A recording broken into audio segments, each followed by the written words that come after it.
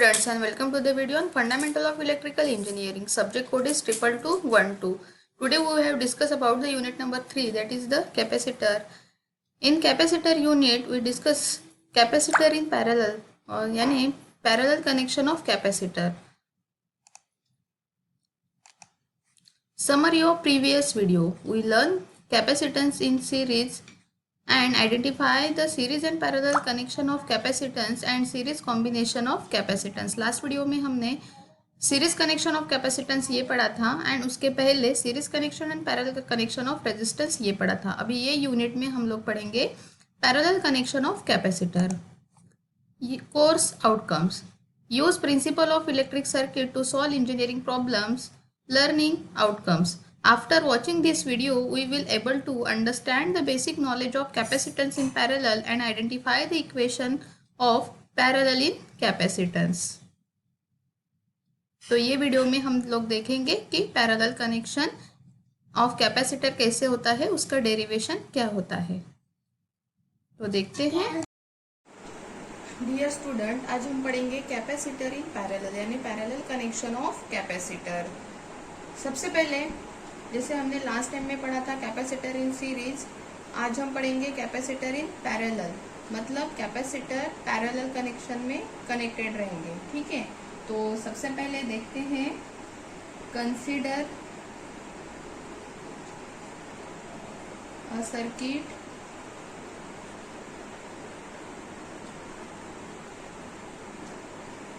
Consist of capacitors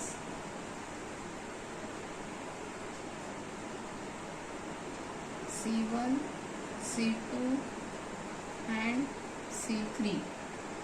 last इसमें जो हमने सीरीज कनेक्शन पढ़ा था उसमें भी हमने 3 कैपेसिटर ये कनेक्ट किए थे, C1, C2 and C3. Parallel connection में भी हम C1, C2 and C3 he connected करेंगे. लेकिन इसका जो कनेक्शन रहेगा connected in parallel as shown.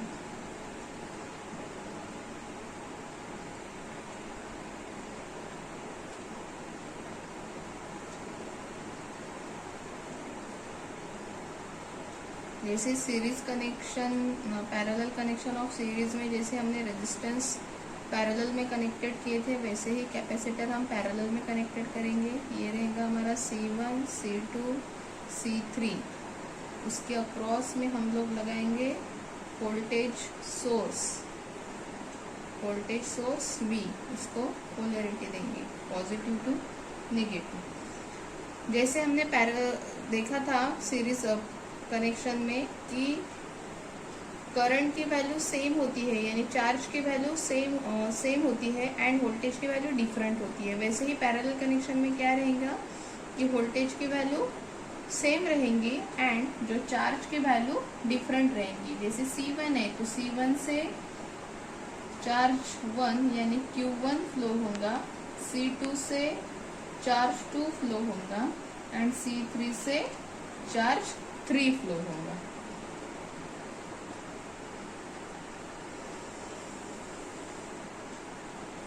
ठीक है, देन हम लिखेंगे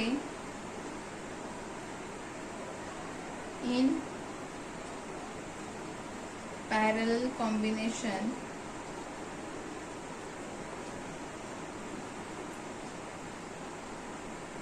the potential difference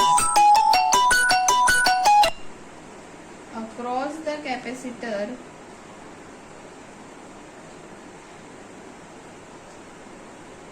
remain the same but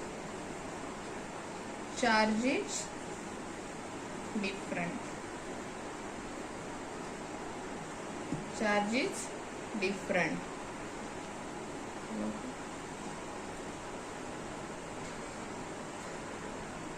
तो जैसे ये चार्ज हमारे पास डिफरेंट है Q1, Q2 एंड Q3 है ना.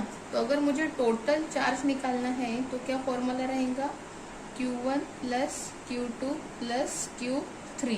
This is equation number 1. लेकिन एज पर कैपेसिटेंस रूल हमने क्या पढ़ा था, C is equal to Q divided by V। तो हमारे पास V का फॉर्मूला क्या हुआ,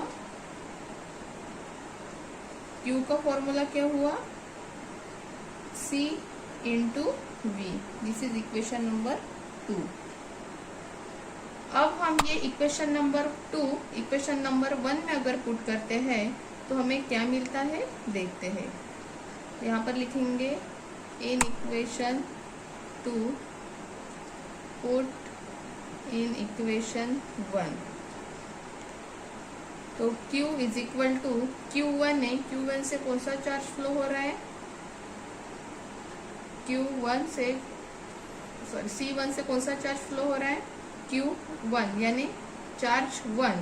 तो यहाँ पर Q1 गिवन है हमें, तो Q1 में हम कौन सी वैल्यू पुट करेंगे, C1 इंटू V, क्योंकि V की वैल्यू पोटेंशियल डिफरेंस जो है वो क्या है, रिमेन कांस्टेंट है, मतलब सेम वैल्यू है, एंड चार्ज की वैल्यू डिफरेंट है, प्लस Q2 किससे फ्लो हो रहा है, C2 से। तो हम यहाँ पर क्या लिखेंगे, C2 into V, plus Q3 है, Q3 कहाँ से फ्लो हो रहा है, C3 से। तो हम यहाँ पर लिखेंगे C3 इंटू V।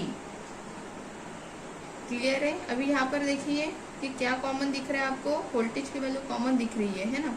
तो हम वोल्टेज को कॉमन निकालेंगे और यहाँ पर क्या रिमेनिंग रहेगा, C1 plus C2 plus C3। Clear है। अगर V को मैं इधर लेके आती हूँ, ये इंटू में है, इधर चला जाएंगे तो क्या होगा, डिवाइडेड में। तो यहाँ पर Q divided by V is equal to क्या रिमेनिंग रहा, C1 plus C2 plus C3। जैसे अगर मुझे टोटल वैल्यू ऑफ कैपेसिटर निकालना है तो क्या रहेगा, C is equal to C1 plus C2 plus C3। Clear है। तो हमारे पास जो पैरेलल कनेक्शन ऑफ कैपेसिटर है उसकी वैल्यू क्या निकली, C is equal to C1 plus C2 plus C3।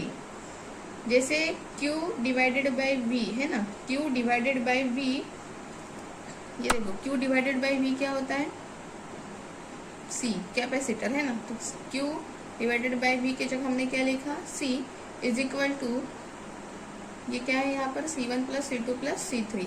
मतलब जो टोटल कैपेसिटर है पैरेलल कनेक्शन में उसकी वैल्यू कितनी है, C is equal to C1 plus C2 plus C3। तो ये हो गया हमारा पैरेलल कनेक्शन ऑफ कैपेसिटर का formula. Resistance, parallel connection, resistance and capacitor ये दोनों में डिफरेंट है। जैसे हम कैपेसिटर इन पैरेलल में C is equal to C1 plus C2 plus C3 होता है ना। वैसे ही अगर पैरेलल कनेक्शन ऑफ रेजिस्टेंस रहता है तो वो रेसिप्रोकल में आता है। सेम चीज अगर सीरीज कनेक्शन रेजिस्टेंस है तो उसमें R is equal to R1 plus R2 plus R3 होता है ना। तो उसके ही अपोजिट कैपेसिटर इन सीरीज में क्या होता है, रेसिप्रोकल में कैपेसिटर की वैल्यू मेजर होती है। तो क्लियर है। तो कैपेसिटर का फॉर्मूला क्या रहता है, फैरेड और माइक्रोफैरेड। क्लियर है। तो ये आपको ध्यान में रखना है। यहाँ पर हम लिखेंगे where C1, C2 and C3 क्या होता है,